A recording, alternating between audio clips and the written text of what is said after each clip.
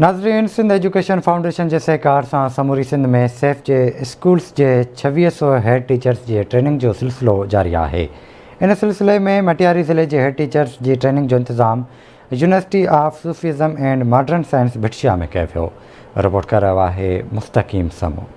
Sindh education foundation के सहकार से समूरे सिंध में सेफ जे स्कूलन जी 2600 हेड टीचर की ट्रेनिंग जो सिलसिलो जारी है। उन सिलसिले में मटियारी ज़िले के हेड टीचर्स की ट्रेनिंग जो इंतजाम university of Sufism and modern science भिटशिया में कयो वियो है। जिते सेफ के trainer director Ali Usman, master trainer Sattar Saroi और अज़ीज़ुल्लाह खासकिल की रहनुमाई में हेड टीचर्स के 21वीं सदी की घुर्जन बाबत स्कूल लीडर्स तौर सिख्या ॾिनी पई वञे। इन ट्रेनिंग में ज़िले के हेड टीचर्स के ॿारनि की तैलीमी घुर्जन, इल्मी नफ़सियात, बेहतर कारकर्दगी स्कूलन अंदर परफॉर्मेंस के बेहतर नमूने निभाइण और इंतजामी मामलन के सुठे नमूने तरतीब ॾियण की पिण सिख्या ॾिनी पई वञे।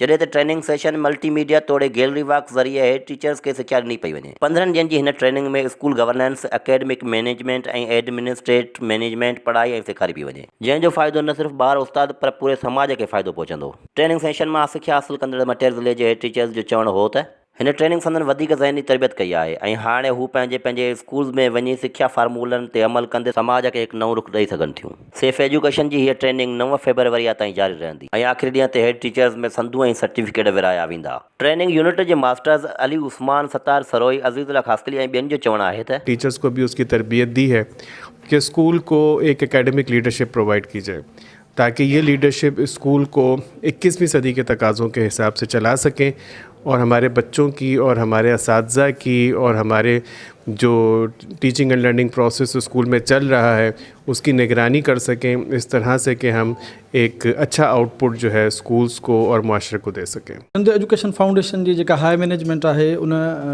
वक्त जे तकाज़ाउनि खे घुर्ज में रखंदे, ज़हन में रखंदे हिकिड़ो डिसीशन कयो त असां छो न पंहिंजनि उस्तादनि खे तयारु कयूं। समाज में जंहिं क़िस्म जी गड़बड़ आहे या समाज में जंहिं क़िस्म जा मसला आहिनि उनजो सभ खां वॾो मसइलो आहे असां स्कूल में ॿार जी तरबियत नथा कयूं पिया। स्कूल में ॿार खे इल्मु उन हिसाब सां नथा ॾियूं पिया।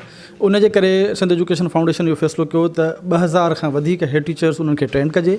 इन खां अॻु असां टीचर्स खे ट्रेनिंग ॾेई चुका आहियूं ऐं खोड़ भेरा टीचर्स खे ट्रेनिंग ॾिनो आहे, पर हिन भेरे असां हेड टीचर्स खे खणी आया आहियूं छाकाणि त हेड टीचर्स बेसिकली स्कूल जा लीडर आहिनि ऐं न सिर्फ़ु स्कूल जा पर ये साॻे ई वक़्तु समाज जा लीडर्स आहिनि जंहिं समाज में रहनि था पिया उन्हनि में हू लीडरशिप जो रोल प्ले करे सघनि था। असां हुननि खे इहो सेखारियो आहे त हू स्कूल खे कीअं हलाइनि। स्कूल जा उन पहिरियां बि हलाईंदा हुया पर हाणे उन स्कूल खे सिस्टमेटिकली हलाइणु, उनजो रिकॉर्ड कीपिंग करणु, उन्हनि खे मॉनिटर करणु ऐं उन्हनि जी सुपरविजन करणु, मैनेज करणु स्कूल खे असां हिननि खे हिकिड़ो बहितरीनु तरीक़े सां सेखारियो आहे। स्टाइल्स सिखण लाइ मिलिया, लाइव स्किल्स सिखण लाइ मिलियूं, हिकु ॿार जूं डिसेबिलिटीज़ छा आहिनि उन्हनि खे सिखण जो मौक़ो मिलियो ऐं उन्हनि खे डेवलप कीअं कजे, उन्हनि में जेके कमियूं कोताहियूं आहिनि उन्हनि खे दूर कीअं कजे, इहे असांखे सिखण जो मौक़ो। एज़ अ लीडर मां हिन ट्रेनिंग मां त असां काफ़ी कुझु सिखियो आहे, जीअं स्कूल गवर्नेंस, एडमिनिस्ट्रेटर जेका आहे असां मैनेजमेंट आहे, उन खां अलावा अकेडमिक मैनेजमेंट आहे। त असां हिन ट्रेनिंग मां जेके 21st सेंचुरी जा स्किल्स आहिनि उहे सिखिया आहिनि छाकाणि त हिकिड़ो ॿारु जेको आहे सो हिक ई स्किल्स सां हिक ई तरीक़े सां नथो सिखे।